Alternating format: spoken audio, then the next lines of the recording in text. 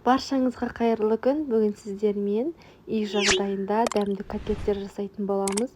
Видеоны соңына дейін көріңіздер.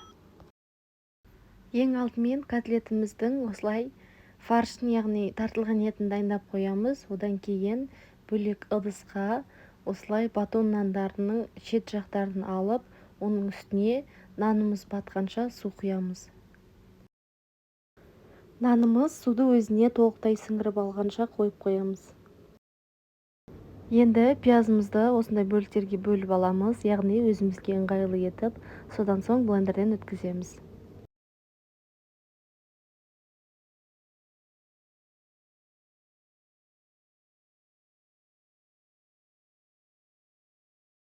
Пиязымызды дайындап алдық, енді оны дайындап қойған тартылған еттің үстіне қосамыз.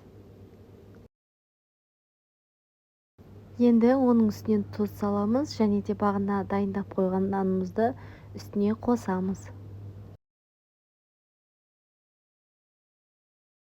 Дәміне қарай қара бұрыш, қызыл бұрыш және де өз қалауларыңызша әртүрлі дәмдеуіштер қоссаңыздар болады. Және де барлық қоспаларымызды жақсылап араластырамыз. Ең алдымен қасықтың көмегімен, содан соң барлық жері жақсы араласу үшін перчатканың көмегімен араластырдым. Және де ең соңында біздің котлеттеріміз бөлініп кетпес үшін дайын болған салмамызды ұрып аламыз.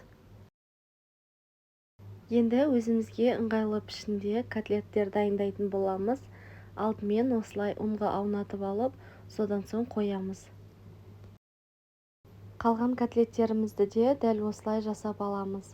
Біздің отбасымыз үлкен отбасы болғандықтан, менде 1 килограмм фарш кетті. Сіздер 2-ге бөліп жасасаңыздар болады. Барлығының құрамын міндетті түрде описанияға жазып қалдыратын боламын. Және де сіздерге де дәл осы рецептпен жасап көруге кеңес беремін. Өте оңай, қарапайым жолмен жасалады. Қалған котлеттерімді осындай дөңгелек пішінде жасадым. Енді қызып тұрған табамызға біздің котлеттерімізді салып, екі жағын қызартып пісіріп аламыз.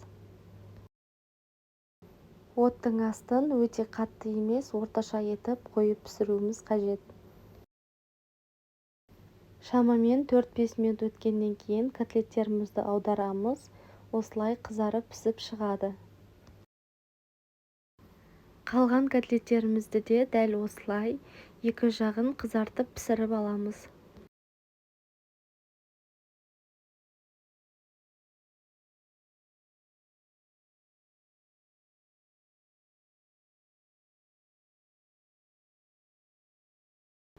Енді котлетімізге подлив жасайтын боламыз.